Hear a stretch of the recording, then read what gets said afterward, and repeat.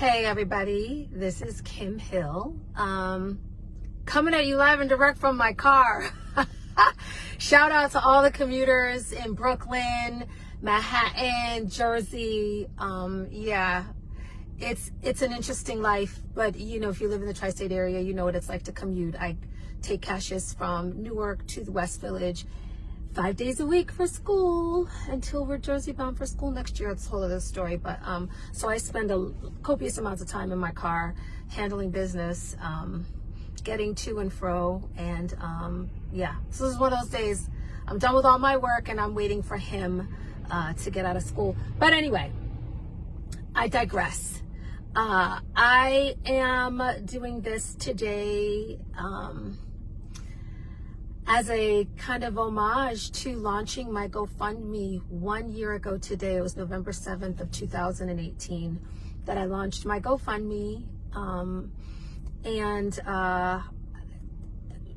in a very serendipitous way, Robert Glasper and bad Indian food had something to do with it. So I'll give you the condensed Kim Hill version. You know I'm very long-winded because I love to tell stories.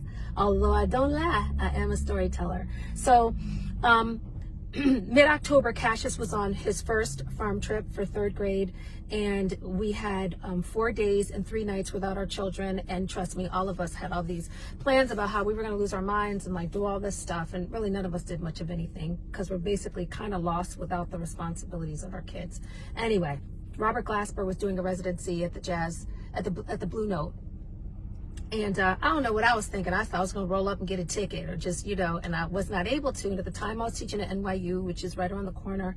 And so on one of those nights early on in the farm trip, I was supposed to go with some parent friends of mine, and it didn't work out. Then another night I had to go down to Radical Women to do some stuff, and that didn't work out. So the final night I happened upon some tickets. Well, I had some leftover Indian food.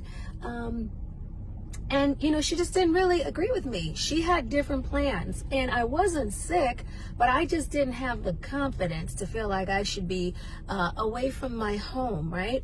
So I was so motivated because I was like, dang, I finally get to go see this show, and I was home. So what I decided to do is I felt like that was a sign to do a vision board. I've been collecting, you know, tear sheets and different things like that for the last, I don't know, literally year in a folder.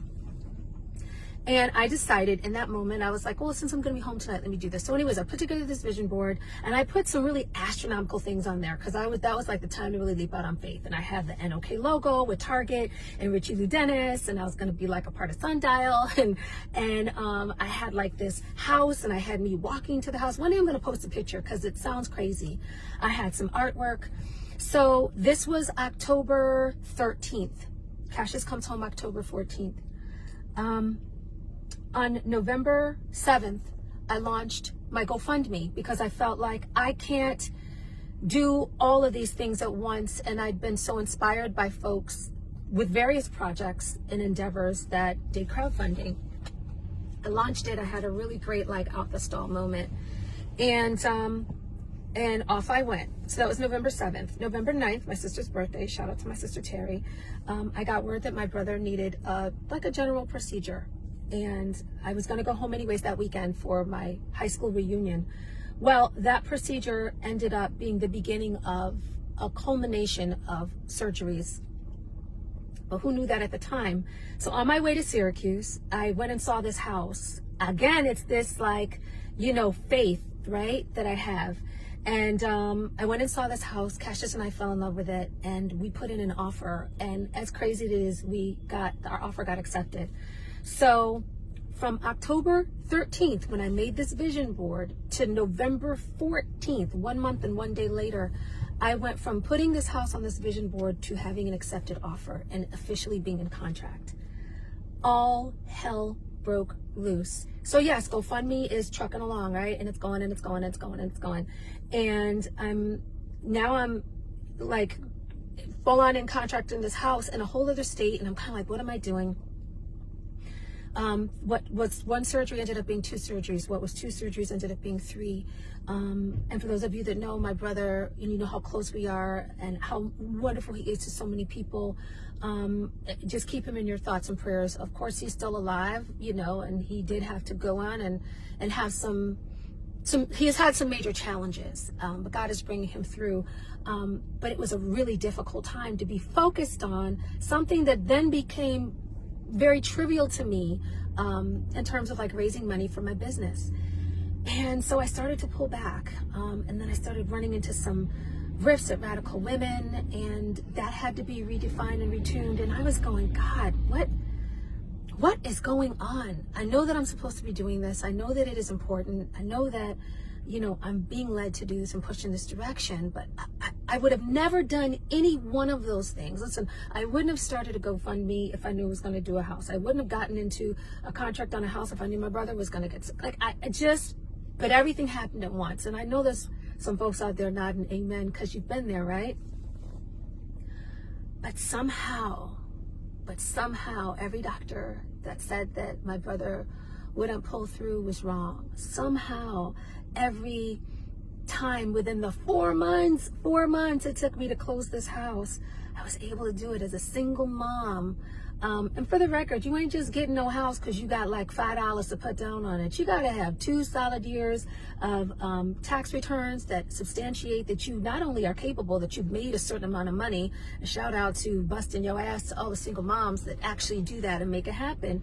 But on top of that, you've got to have good credit, and you've got to have, you know, proof of income and all these other things that I really wasn't paying a lot of attention to because I was so busy looking at like keeping up with it all. Right? And making huge mistakes and you know, still trying to make sure everybody was exfoliated and moisturized. And so once I got in that house, I closed on Valentine's Day. Cassius and I had trucks at our house the very next day, because each day from November 14th until February 14th, as an act of faith, I packed the box. It looked crazy most of the time, but I packed the box. I was placing orders. I was, you know, raising money for next of kin. And so once I got in, I just lost a great deal of momentum. And the focus was on family, right? And trying to pull it together. I just needed time to breathe. I say all of this to pull this together. About 3 weeks ago, I was at my girlfriend's house and they got money. Y'all, look, let me make this clear to you. I'm a black girl from a small town, and I mean a small town. I say I'm from Syracuse. I'm from a little suburb outside of it called Camillus, which isn't predominantly white. It's white, at least when I grew up.